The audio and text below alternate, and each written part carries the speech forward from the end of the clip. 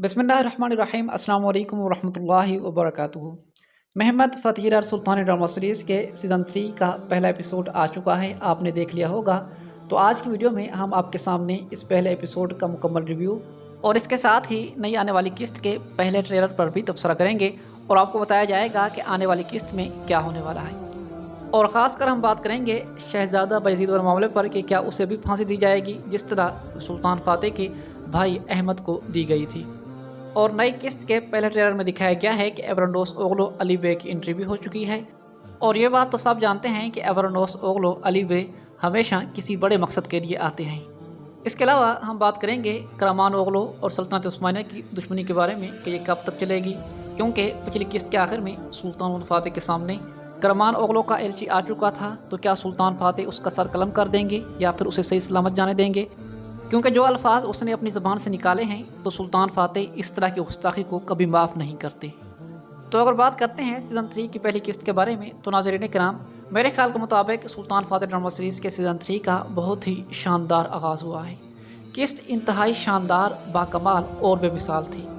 कुछ लोगों के ख्याल के मुताबिक क्योंकि किस्त में लड़ाइयों के सीन बहुत ही कम दिखाए गए तो इसीलिए ये किस्त अच्छी नहीं थी। लेकिन नाज़रीन किराम, किस्त का अच्छा या बुरा होना जंगी सीन से नहीं जुड़ा होता। बेशक लड़ाइयों के सीन तारीख़ी ड्रामा सीरीज़ में बहुत अहमियत के हामिल होते हैं, लेकिन आप लोग जानते हैं कि सुल्तान फ़ातेह ड्रामा सीरीज़ एक बहुत ही ज़बरदस्त और अलग अंदाज से बनाया गया है। ये तुर्की की पहली ऐसी शानदार और बाकमाल सीरीज़ है जिसमें सिर्फ लड़ाइयों को ही फोकस नहीं किया जाता बल्कि और भी बहुत कुछ हमें दिखाया जाता है। ख़ासकर इस ड्रामा सीरीज़ में सियासत पर बहुत ज़्यादा फोकस किया जाता है, मतलब कि दुश्मन भी अपनी सियासत के ज़रिए सुल्तान को अपने जान में फंसाने की भरपूर कोशिश करता है और उस्मानी शाहीन की पेशकदमी को रोकने की पूरी कोशिश करता है।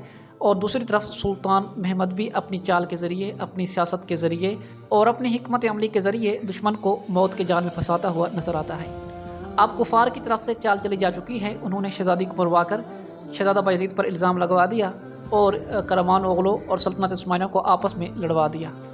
उनकी इस सियासत के मुताबिक अब मुसलमान ही मुसलमान को खून बहाएंगे और ये आपस में लड़ते लड़ते मर जाएंगे और यूं हमारी सल्तनत मजबूत हो जाएगी और हम रोम को फिर से ज़िंदा करेंगे और कुस्तुनतनिया इनसे छीन लेंगे।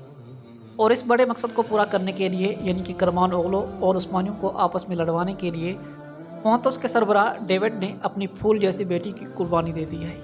और जूलिया और बायज़ीद के मुतल्लिक मैं आपको बताता चलूँ कि जूलिया और बायज़ीद की कहानी कुछ यूँ थी कि जूलिया पोंतुस में उस्मानियों के जासूस के तौर पर काम करती थी और पोंतुस के अंदर जो भी बड़े काम होते और या फिर वो कोई भी मनसूबा बनाते तो वो सारा मनसूबा बायज़ीद को पता चलता और फिर बायज़ीद सुल्तान महमूद के पास वो पैगाम भेज देता और वो ये सब कुछ अपनी मोहब्बत की खातिर, यानी कि शहज़ादा बायज़ीद को हासिल करने के लिए ही कर रही थी। और बाज़ांतीनों का पहले ख्याल ये था कि वो करामान ओगलो को रिश्ते की लालच देकर, मतलब कि इस शादी की लालच देकर सुल्तान फ़ातेह के साथ लड़वा देंगे। उनका इरादा भी अपनी बेटी को करामान ओगलो में देने का नहीं था, सिर्फ़ और सिर्फ रिश्ते की बात चलाकर वो सुल्तान फ़ातेह से करामान ओगलो की लड़ाई करवाना चाहते थे, क्योंकि उनके ख्याल के मुताबिक जैसे ही सुल्तान को पता चलता कि करामान ओगलो और पोंतुस के दरमियान रिश्तेदारी कायम हो रही है तो सुल्तान फ़ातेह नहीं रुकेंगे और वो अपने ससुराल के साथ लड़ाई करेंगे। लेकिन सुल्तान ने यहाँ पर समझदारी से काम लिया और वो इस टाइम खामोश रहे।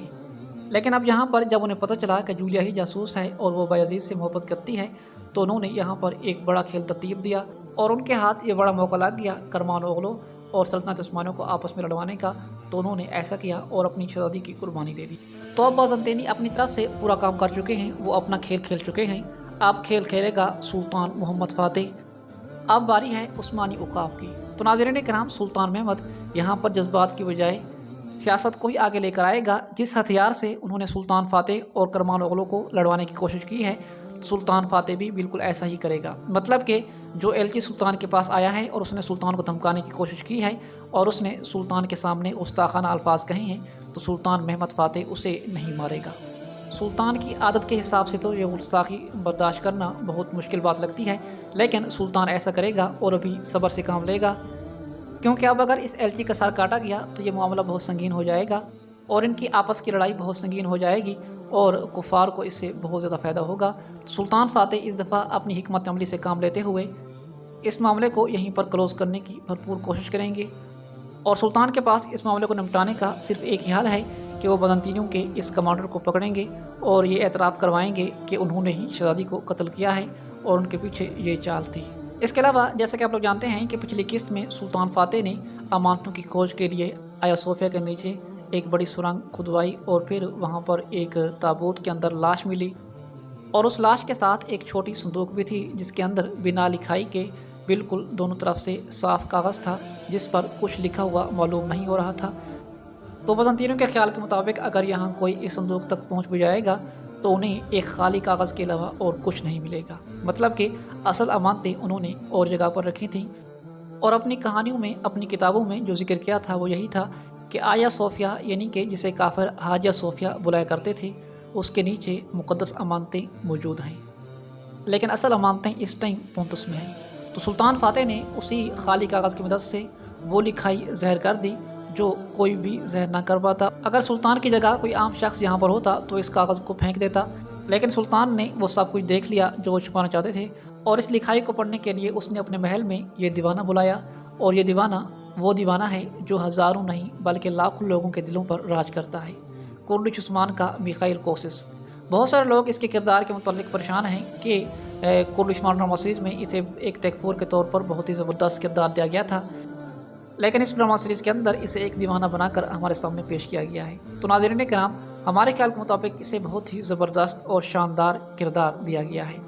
अगर इसे सुल्तान फातेह के किसी वज़ीर के तौर पर रखा जाता तो पहले भी बहुत सारे वज़ीर और पाशा मौजूद हैं, तो मेरे ख्याल के मुताबिक इसके होने या ना होने से कोई ज़्यादा फ़र्क ना पड़ता और इसे अलग से कुछ ज़्यादा स्क्रीन टाइम ना मिलता। लेकिन अब क्योंकि इसकी कहानी बिल्कुल अलग है और ये बंदा भी अलग अंदाज का है, तो इसीलिए इसे काफ़ी अच्छा स्क्रीन टाइम मिलेगा और इसकी ये मीठी और शानदार बातें हमें हर बार सुनने को मिलेंगी, बिल्कुल सलाहुद्दीन अय्यूबी ड्रामा सीरीज़ के कारातगीन की तरह और दरिलश अर्तुगरुल के बमसी और कुर्दिश उस्मान के जेर कुताई की तरह। और आइंदा आने वाली किस्तों में वक्त गुजरने के साथ साथ इसका किरदार भी बहुत मजबूत होता जाएगा और सुल्तान फातेह के साथ ये जंगों में भी शिरकत करेगा।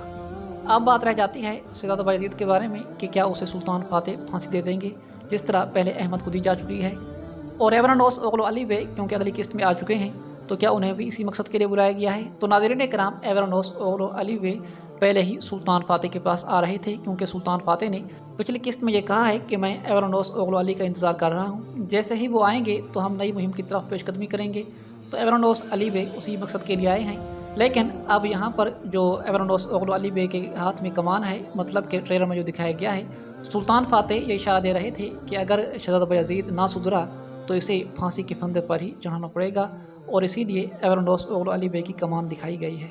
अभी के लिए सुल्तान फातेह का इरादा शहज़ादा बायज़ीद को फांसी देने का नहीं है, बस इसकी गफलत की सज़ा तो इसे मिलेगी और ना ही शहज़ादा बायज़ीद करमान ओगलो के हवाले किया जाएगा।